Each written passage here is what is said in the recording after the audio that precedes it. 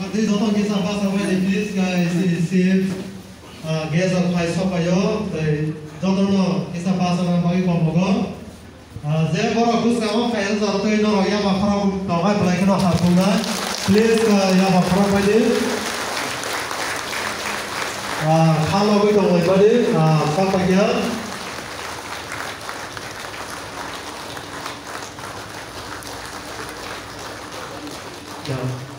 Asup aja.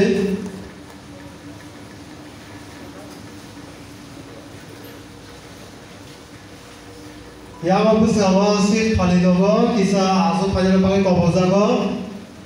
Banyak orang yang tabung ke buku semua. Haji sini pada di seremeno sini buku sarang labono kudai risa. Riwai baru dah bagus. Kabar kubah komposa go.